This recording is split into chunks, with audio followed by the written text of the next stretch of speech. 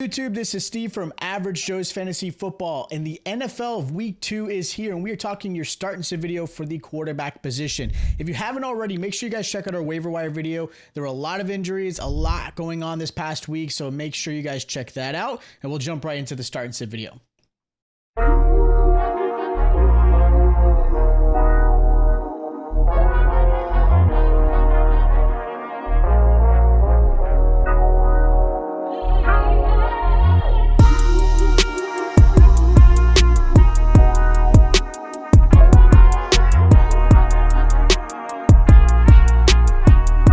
All right, so this is your obvious list of quarterbacks you should automatically put in your lineup without question. Is there a possibility of a dud game? Sure. It's not quite often in these type of players that I have on this list. There were obviously players that did not play great last week. A couple of them I mentioned, like Purdy, but obviously you have players like Burrow, Dak, Trevor Lawrence. There were some players that did not play great, so I do hope there's a better game this week for some of those guys. Now, as far as my start and sits, the first quarterback I want to mention as a good start this week is going to be Kyler Murray versus the Rams. Look, Murray had a decent game finishing with 14 points last week, and he finished as QB 15. Nothing to be really raving about. Not where I was expecting him to be, especially against a Bills defense that had a lot of changes through their secondary, especially their secondary.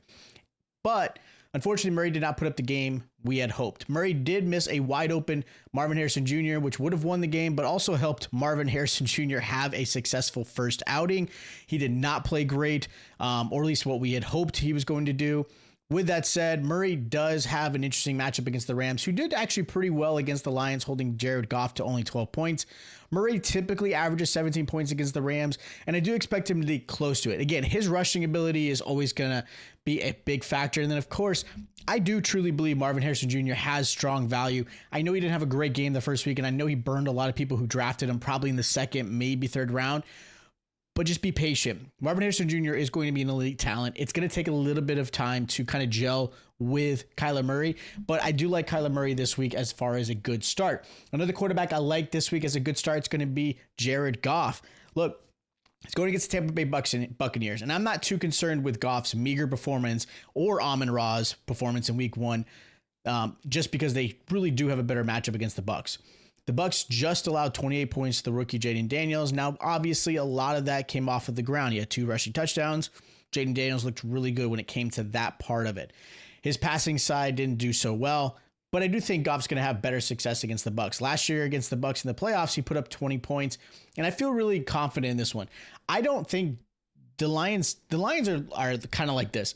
The Lions don't care how they win. They just want to win. And I think that's a great mentality. Now, of course, in the fantasy space, it's not great for us at all.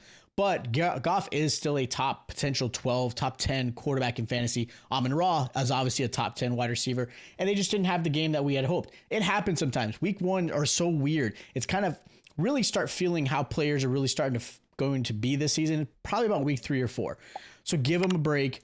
They should be in your lineup. I like Jared Goff this week. Another quarterback I like this week is going to be Brock Purdy versus the Vikings. Minnesota comes in as the best pass defense, but that was definitely against a really bad Giants team. So don't make that a big issue. The Giants are not great. Purdy was average against the Jets, but that was expected. I had him as a good sit because I didn't think there was going to be a lot going on. Jets defense is legit. Ayuk was going to be at snap count, share. Very limited. Now, the surprise was obviously Christian McCaffrey, but Jordan Mason did a really good job filling in, and I think they really leaned on the run game against that tough Jets defense without having to put Purdy in awkward or bad situations. But this week, he's got a great matchup against the Vikings. Yes, I know statistically the Vikings looked good in the passing aspect as far as stopping quarterbacks, but that's really skewed. This week, Purdy's going to have probably a very full snap-counted Ayuk, which is great. There's a chance that Jordan Madison is the starting back again this week, which means they're going to be able to implement the week's plan kind of for the whole week without trying to figure out if Christian McCaffrey's playing. So I think it's going to be a really good turnaround game for Purdy. I think it's going to be a turnaround game for Ayuk, and that's another video, but I do like Purdy this week. Another quarterback I like as a good start this week is Justin Herbert versus the Panthers. Herbert's probably not on someone's team. I get it. He wasn't drafted. He wasn't somebody that everyone was going after because there was a lot of uncertainty of how the Chargers were going to be offensively. But he's got a great matchup against a very bad Panthers defense. They allowed Carr to look like a top 10 quarterback this past week, allowing 3 passing touchdowns to him. Most leagues, again, like I said, aren't playing Justin Herbert or have him on their roster, so he may be somebody you might want to consider grabbing if you're, maybe you have Jordan Love or something like that. But I think the uncertainty in this offense was what scared people. I do think the run game is going to be big for them, and I still think they're going to utilize both Gus and J.K. Dobbins. But I think with that said, I do think the run game is actually only going to help Justin Herbert because the pressure is not all on him. He's going to have some open lanes across the middle with linebackers stepping up to try to stop the run. Defenses are going to play things a little differently, and I think that's going to help with Justin Herbert in this week and, of course, going forward. Now, as far as my sits this week, as far as quarterbacks, I've got Geno Smith versus the Patriots. He should be sitting this week. Geno had a top 10 finish last week with 17.8 points and looked great. Now, his rushing touchdown, of course, helped. And again, going to Pat's defense that shockingly held Burrow to only 164 yards and 8 points is going to be a tough one. Geno could be without Kenneth Walker this week. Charbonnet obviously will step in, which means there's probably going to be a little bit more pressure on Geno Smith this week as far as trying to make sure they get down the field. Now, do the Seahawks look better than I anticipated? Sure. Patriots look better than I anticipated. But there are also games like the Bengals who tend to have a stinker almost every single week one. So I'm not looking too much into the Patriots defense, but I do think if anything's going to be great this year for them, it is going to be the defense. I think Gerard Mayo's going to make sure this defense is top notch. And I think this is a matchup that I'm a little nervous for Geno Smith this week. Another quarterback I'm not in love with this week is going to be Derek Carr versus the Cowboys. I know he had a top 10 finish. He actually finished QB6 last week with 3 touchdowns, but that was against a very bad Panthers defense. He's now going against a Cowboys defense who made Deshaun look like he was a high school quarterback. And Deshaun has not played great, and I understand that. On top of that, that pass rush defense is really good for the Dallas Cowboys. You're also going to have Trayvon Diggs covering Olave. Olave was pretty much gone in that game.